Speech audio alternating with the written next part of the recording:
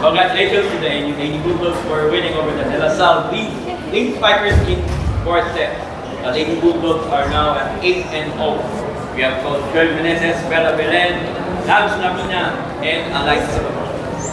Coach, congratulations for this victory. Compared sa first round, naka-isa ang lead spiker sa inyo today. So, ano yung ginawa niyong adjustment after manalo ang Lasal ng second set? Ano yung ginawa niyo? Wala namang masyadong adjustment. Talagang yung composure lang talaga dapat laging nandyan. Down man kami or shy or lamang kami, dapat yung composure laging nandyan. Kasi wala nang madaling laro ngayon. Lahat talaga nag-improve na yung mga teams. So ready lang kami kung ano yung situation lagi na dumarating sa amin. Thank you, Bella. You had 17 of 30 attacks, 4 blocks, 2 service aces, 17 excellent receptions, and 7 kicks. So yun nga, this time around, 4 sets ang panalo nyo sa Lasal. So naman sa amin sa ginawa nilang effort against sa inyo. Kasi syempre, kayo yung target na ngayon ng mga defense. Syempre po, hindi po naging madali yung laban namin. Talagang nahirapan din kami against Lasal kasi may sistema rin po sila. And at the same time, syempre may sistema din kami. And yung game naman po, ina-expect naman talaga namin na magiging mahirap siya compare nung first round. So kami naman, kailangan lang namin maipanalo yung game, straight sets man or hindi. So basta ang goal namin, kailangan namin manalo. And kailangan lang namin i-apply yung mga napag-aralan namin sa training. And nakita ko naman kanina, kahit natalo kami nung second set, nakita ko kung paano bumawi yung team dun sa last 2 sets. Thank you to them. You have 21 excellent sets, 7 receptions, and 1 service ace. So, you're kalmado ka despite nga kahit natalo kayo ng second set. So, ano naman sayo mo na sa yung ginawa yung pagbawi sa next 2 sets para makuha niyo yung panalo? Ano po, first of all po, ayun nga po sabi ni Coach is composure nga. Kailangan kahit malayo na yung score ng kalaban, compose lang. And tingin ko, isa lang din yung sa natutunan ko kanina is yung maging patience. Kasi syempre hindi talaga madili yung laban kanina kasi lumaban din po yung kalaban. Thank you. So, Liza, you have 17 of 40 attacks, 1 service ace, and 5 digs. So, ano naman sayo mo na yun na?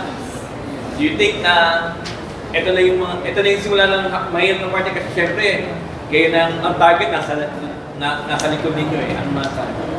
Syempre sa part naman namin, hindi kami dapat maging kampante, lalo na hinahabol kami ng lahat ng team. So, yung mga lapses kanina, siguro tatrabahuhin agad namin. Kailan, Coach? Bukas. Bukas. So, ayun, siguro mindset na lang din para sa amin. Thank you, Alex. Okay, the floor is open. Siguro for the players kasi your game against Lasal was yung season 2 winner and yun nga, ngayon halfway through the season. Siguro personal reflections na lang dun sa amount ng growth na pinagdaanan ng team after the first round. And kumbaga, gano'n ka-satisfied na kayo kung nasan kayo in terms of yun nga, yung gusto nyo ma-improve pa for this season. Kami po, hindi pa din po kami satisfied sa mga ginawa namin kanina. And marami pa rin pong lapses and mga unnecessary errors. So, kailangan talaga namin pagtrabahuan ulit yun bukas. At rest mo na ngayon, then bukas ulit training. Ganun din po kasi alam ko po yung kung ano yung full capability ng team namin. So, I think meron pa kaming kayang gawin sa next few games namin. And yun, katulad ng sabi ni Lams, medyo marami pa po kaming lapses na dapat na paganda dapat namin ngayong game. So, yun, bawi na lang kami next game. And siguro yun nga, 1 game at a time, tatrabahuhin namin kung ano yung mga sa tingin namin, naging kulang namin sa laro namin yun. Yun na Bella, after the first round for the 3rd time in 4 seasons sa MVP, frontrunner ka, obviously doon, for you, team effort naman lagi ang pinapanalan. Pero personally for you, gano'n ang saya na ang taas pa rin ang laro after the first round at MVP for the Ako po kasi personally, naniniwala ko yung awards nandyan lang yan, nasa tabi lang yan. So ako kailangan ko lang gawin kung ano yung kaya ko to contribute sa team. And yun nga, sabi mo po, team effort naman. So, hindi ko naman siya magagawa without the help of my team. And yun, ako kasi gusto ko lang lagi tinataas yung level ng paglalaro ko. Kasi yun nga, marami pong mga bago, mga bata na pumapasok sa UAAP na magaling. So ako, dapat itaas ko pa yung level ng laro. And yun, ano lang naman po yun yung awards na yan, parang bonus lang sa player yan. So, kailangan lang namin magsumikap. And hindi naman po yun yung goal namin this season.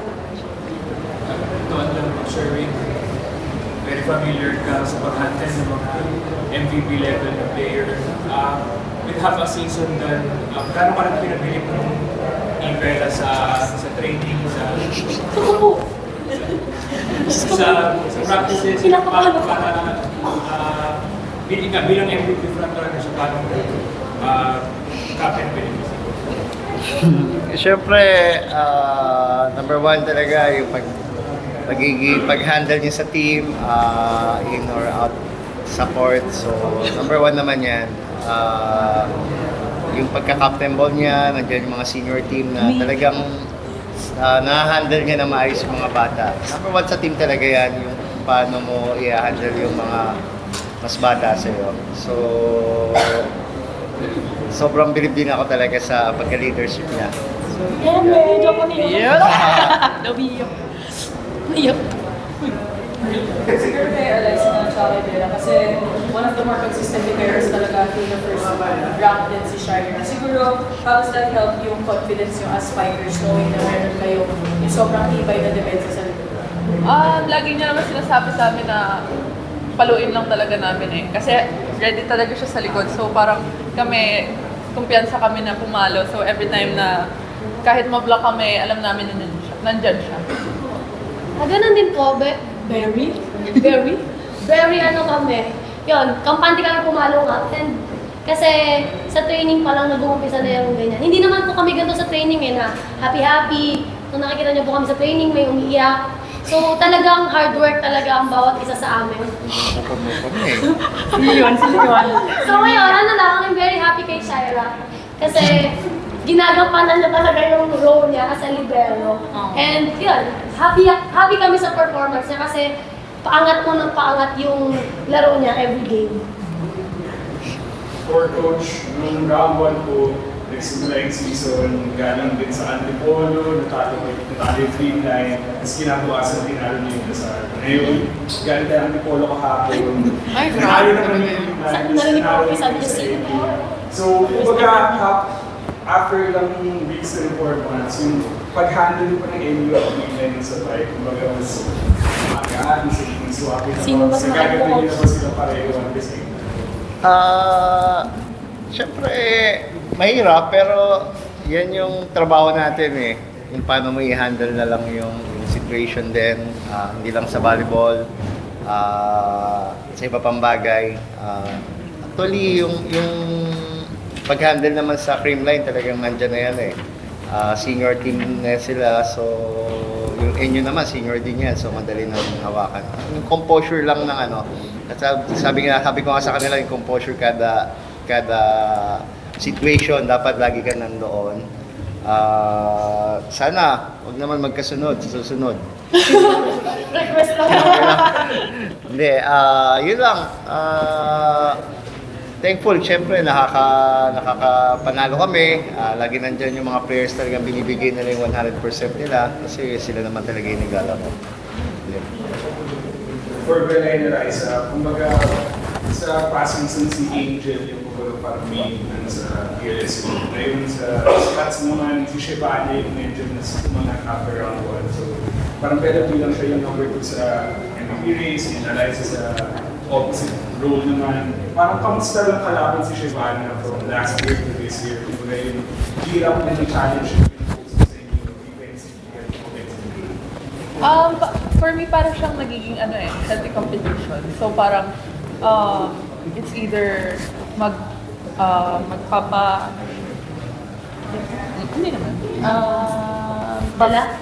Oo, magpapadala ka sa galing niya or magsistay ka lang sa kung ano yung meron ka. So parang for me, happy ako for Shabana talaga. Kasi nakikita ko kung, though hindi kami nakikita, hindi namin sila nakikita sa training, pero nakikita ko yung resulta ng hard work niya. Yun po. Ganun din po sabi ni Ate Alay. Ngayon kasi mas ang laki ng in-improve ni Shabana compare na season. And parang marami talaga siyang mapapahirapan na team kasi ang laki niya po. And nahirapan talaga kami bantayan siya actually. Kasi hindi naman kami ganun kalakihan. So, ayun nga, healthy competition naman po siya. And teamwork naman talaga ang kailangan sa volleyball. So, I'm very thankful kasi yung teammates ko, yun, nakasuporta sa bawat isa sa amin. Kaya lagi kaming nananalagan. It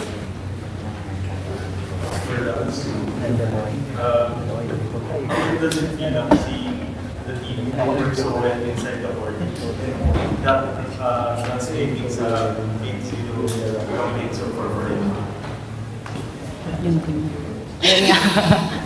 Naka-defense na lang po. Ayun po, I'm so happy lang din kasi ayun nga po, si Belle, palagi niya kaming nire-remind din na kapag nakikita niya na yung laban pa din. Well, kapit lang tayo, tapos ganun lang po. Di ba naman wala pa rin ako? Ako sa'yo, Sabi ko sa naka-defense na lang. kaka-defense na lang po kasi. Nakatapos ng 4 pieces niya. Akin daw yun. And ano ang masasabi mo na so far yung cycle defense yun, still wala pa rin nakaka-bench na sa campaign yun. At saka defeating a very solid contender in Lasal. What does that say sa laro na kahit nga, sinasabi nyo lagi, trying finding ways to improve. What does that say sa Lasal? Ano po pinagtrabahuhan naman po namin siya. Kasi alam namin, pagdating nga ng second round, hindi magiging madali lahat ng games namin. Kasi every win, parang mahalaga na sa bawat team. Kasi ito na yung magdidictate kung anong magiging ranking ng bawat isa pagdating sa dulo. So kami naman, tinatrabaho lang namin kung ano yung mga dapat namin trabahuhin pa. And, I'm sure mahihirapan kami sa mga next games. Kasi medyo marami pa pong laro. So, marami pang time yung teams, mapag-aralan kami kung paano kami talunan. Pero at the same time, ganun din naman kami. Marami pang araw na pwede naming trabahuhin yung mga lapses namin. And with that, congratulations, Coach Sherwin. Ella.